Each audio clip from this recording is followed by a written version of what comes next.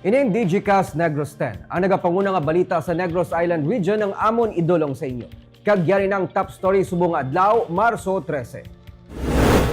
Empleyado sang Obo, gin-dismiss. Isa ang gin-suspend bangod sa alegasyon sang pagpangilkil. Dua ka menor de edad patay matapos makuryente. Naglabot sa 105 ang dugang kaso sang dengue sa probinsya.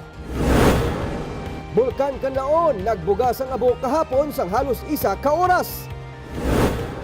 Kag sa good vibes, baggage inspector nag-turnover sa nakita nga sobre sa airport nga may unod nga masobra 17,000 pesos nga cash. Initinan sa DigiCast Negros 10.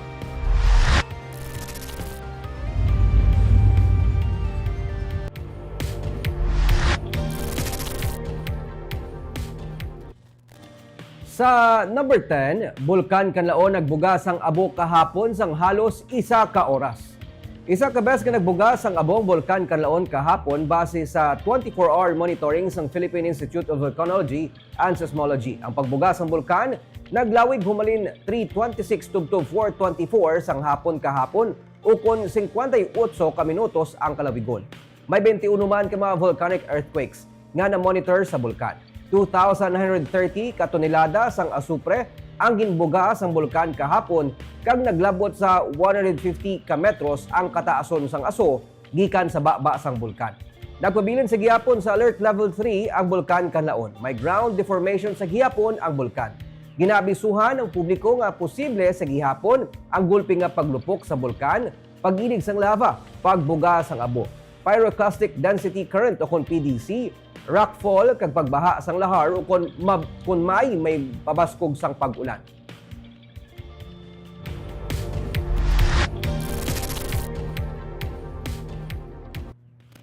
Sa number 9, karon nga matamat na nga mabatyagan ang biti sang init. Ang Office of the Provincial Agriculturist ay nag-aabiso sa mga mangunguma nga ipasiguro nga may nagakaigo nga tubig ang pananom. Maayo pa sa karon sunod kay Dina Hinzola, ang YC sang Provincial Agriculturist nga may mga pagtupa pa sang ulan. Abiso niya nga mas maayo kung ang mga mangunguma ang makabutang sang rain harvester o kun rain collector agud to makatipon sang tubig nga sarang magamit in kaso nga magtagiti o kun magkinahanglan sang tubig ang mga pananom. Ang mga utan isa sa mga una nga maapektuhan o kun madali maglayo ang kuntuman kainit kag wala sang tubig. Sa karon wala pa man sang reported nga damage sa mga pananom. Abiso naman sang Provincial Environment and Natural Resources Officer nga si Joan Nathaniel Hirangaya, mas maayo nga mag-conserve sang tubig kag hindi pag-uyangan ini. Wala pa opisyal nga deklara sa karon ang pagsugod sang tig-ilinit pero ang pagsaka sang temperatura ang amat-amat na nga nagakabatyagan. As much as possible kung may source of water sila, isituit yun nila nga may enough gid nga para hindi ma-dehydrate ang tanong pa hindi ma-water stress. Amo na siya ang gina-advise namon. Oo, kung nag-ulan, kung wala man gid sila, kung may ulan, dala tani may mga rain harvester sila, rain collector sa lubod lang ang kuan kung need na necessary amo nang ila nga source of water o saron. Kasi yung mga blue lang na bala nga mga ining kuan yo. Mga drums.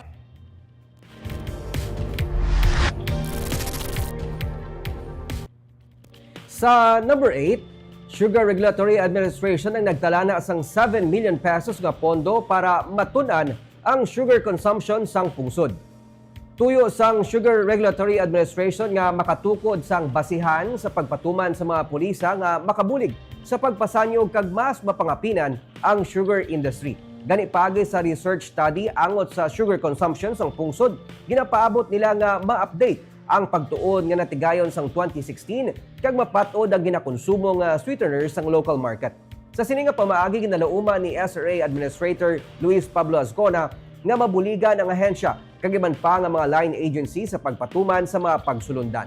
Ang SRA ang magapain sang 7 million pesos nga pondo para sa pagtuon nga ipatuman sang Philippine Statistical Research and Training Institute. Ang Philippine Statistics Authority ang nag-grant sang clearance para sa pag-update sa gipatuman nga pagtuon.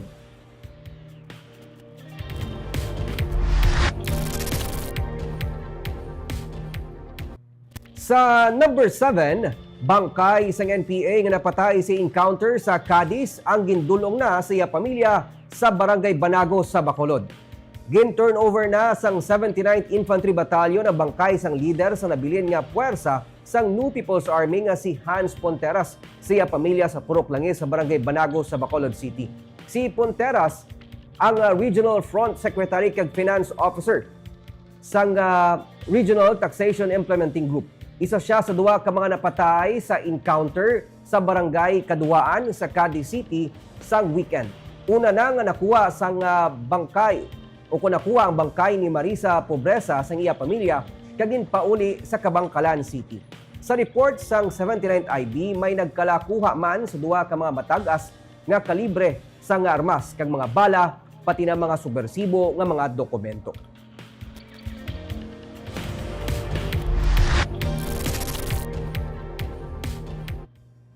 Sa number 6, duha ka mga menor de edad patay isang makuryente.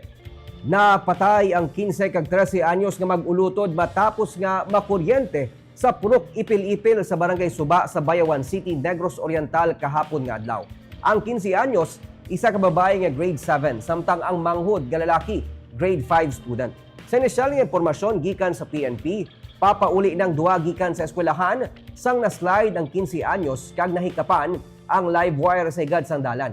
Buligan siya kuntani sa iya nga manghud pero sa ginuyatan siya sini. Nakuryente man ang 13 anyos. Gindeklarar nga dead on arrival sa ospital ang mga kabataan. Tuman naman ang pagilibion sang Iloy sang maabta na bangkay sa iya mga bata sa puninarya. Ginaimbestigahan pa sang PNP ang ini nga kaso.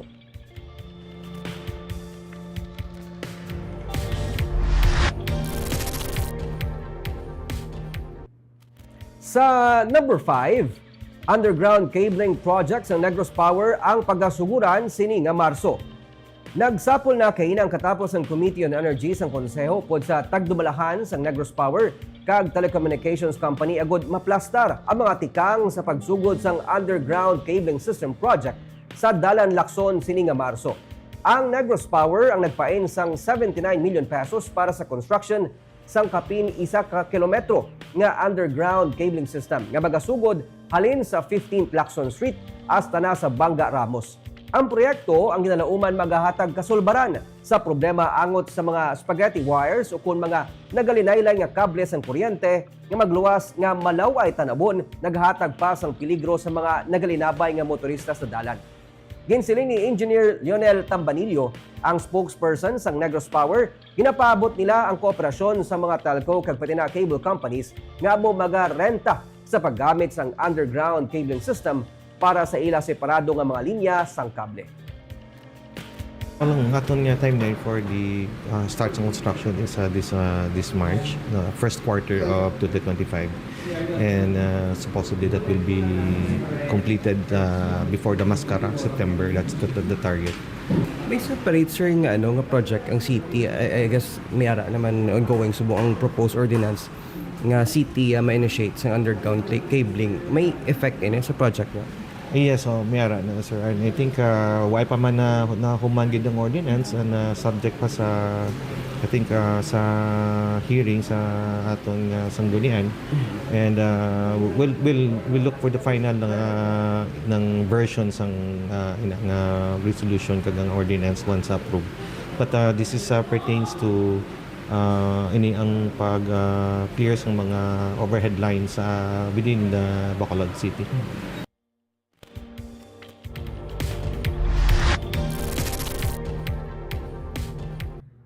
Sa number 4, may 52 tanan ka mga kandidato ang napadalaan sang notice may kaangtanan sa illegal campaign material sa Negros Occidental. Mas sobra naman sa 4,500 ka mga tarpaulin ang ginpangbaklas. Sa report ng Office of the Provincial Election Supervisor sa February 24 to March 1 nga Operation Baklas, 39 ka mga notices ang napadala sa Commission on Elections. Sa March 3 to 8 naman nga report, may 13 ang napadalaan sang notice. Suno kay Attorney Ian Lee Ananoria, ang election supervisor, ang mga notice para sa mga party list organization candidates ang ginpadala paagi sa Regional COMELEC. Ang para naman sa mga senatorial candidates, ang direkta na ginpadala sa mga election officer sa talatapan sa natungdan niya kandidato. Patag ni Ananoria sa mga notice nga ilagin padala, may mga nagsabat na nga ini ang ilan na nga nakakas. Ang COMELEC sila ay ang may pinakamadamo nga napadalaan sang notice, masobra sa 20. Ang COMELEC Bacolod naman, may pinakamadamo aging kakas nga mga tarpaulin, naglabot sa 1,523. Namlagpagin siling sang COMELEC nga may 3 kaadlaw ang natungdan nga mga kandidato para aksyonan ang mga notice. Kung nakakas naman sang mga ginatumod ang mga illegal material, hindi na magpasaka pa sang reklamo ang COMELEC. Kami notices sa mga illegal posters. Kung usually may mga law office lang nga reply tapos gambas na nga nakakas or kisa gambas lang hindi ila. Almost na actually hindi man sa akon gaagi actually mo nang bako ng last kay dito sa red zone kasi sila ang panghatag. Or kisa kung sa senatorial diretso sa kandidato. Kung sa party list pagkitungod kadamo yun through the regional office. Sa akon level wala.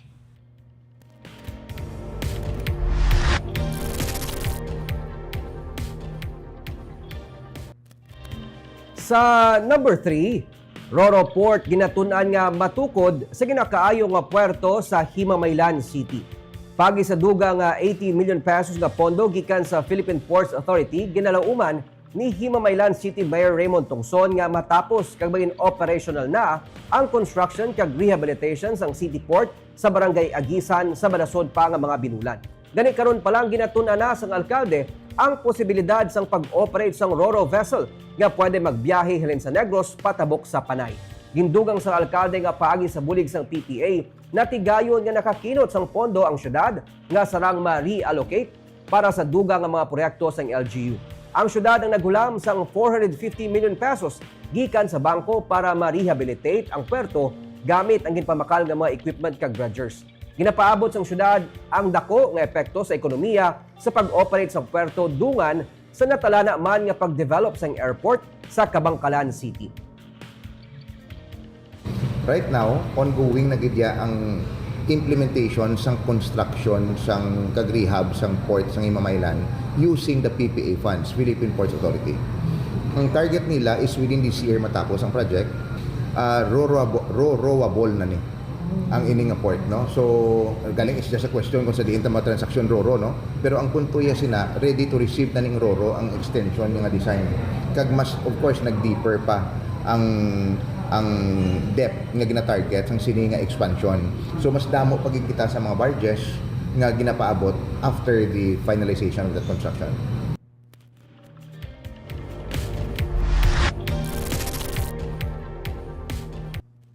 Sa number 2, sa March 2 to 8 nga report sa Provincial Health Office, naglabot na sa 105 ang bago nga na record nga dengue cases sa Negros Occidental. Kuni paanggid sa kasubong nga tion sang 2024, 412.65% ini nga nagsaka. Nagapabili naman nga ano mang dengue-related deaths sa probinsya. Ang syudad sang Bago ang sa gihapon may pinakamadamo nga dengue cases nga na-record sa 254. Sa report ng PHO, ang 11 to 20 years old nga age group ang may pinakamadamo nga apektado sang dengue. Sunod kay Dr. Nika Hao, ang DOH NIR Director, ang ilang nga talatapan, upod ang Provincial Health Office kag City Health Office sa Bacolod, ang padayon nga nagapatuman sang search and destroy strategy santo sa alas 4 kontra mosquito campaign. Madamo na sa information sessions sa mga eskwelahan kag mga komunidad ang napatigayon. Na-implement naman suno sa iya ang dengue fast lanes sa mga ospital.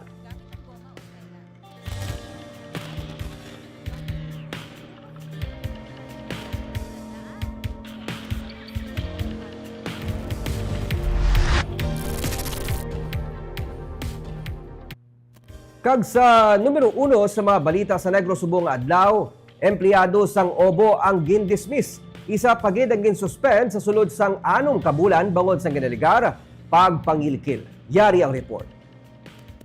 Wala gin paboran sang City Legal Office ang motion for reconsideration sang duha ka mga regular employee sang Office of the Building Official angot sa ginpapanaog nga dismissal order. Disyembre sa nagligad nga tuig. May kangtanan ini sa kaso nga grave misconduct ang ginpasaka batok sa ila bangod sang ginaligar pagpangilkil sa isa ka negosyante nga nagproseso sang iya permit gikan sa OBO.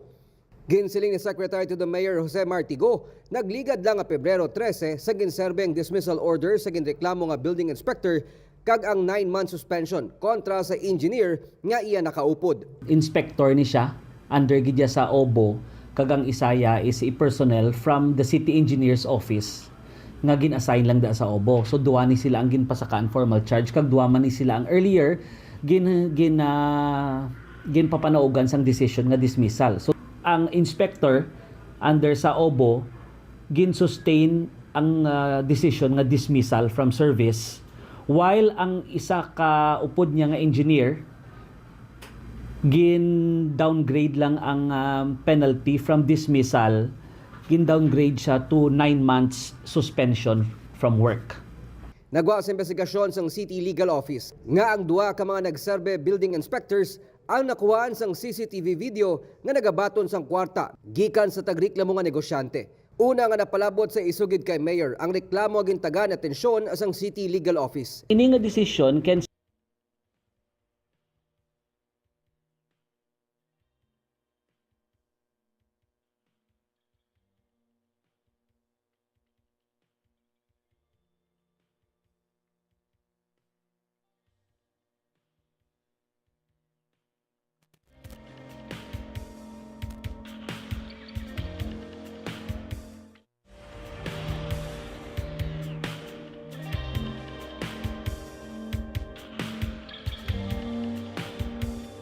Kabahin sa matika nga ginpatuman ni Mayor Albi Benitez sagod mapaiway ang anuman nga sa isang pagpangilkil ang pagpatuman sang digitalization program para mas maging transparent ang pagproseso sang OBO sang tanan nga mga transaction sa mga business applicants.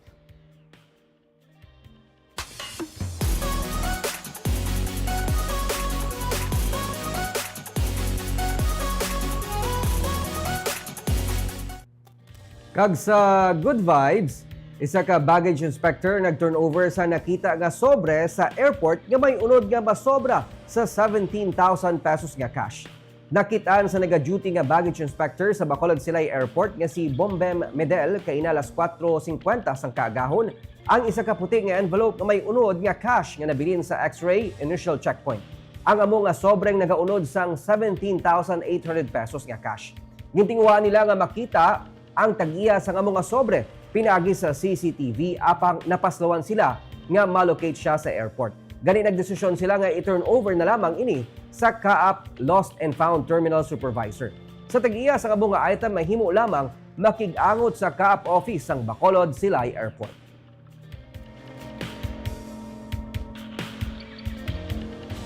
Kag sa liwat ng test kita magtakop, pasalamat kita sa aton nga mga live viewers sa Facebook. Kay Benedicto Danilo, mayong hapon si imo sir from Mangrove Village sa Dakutan, Jutay, Silay City. Kay Earl Lapore, mayong gabi, watching from New Zealand.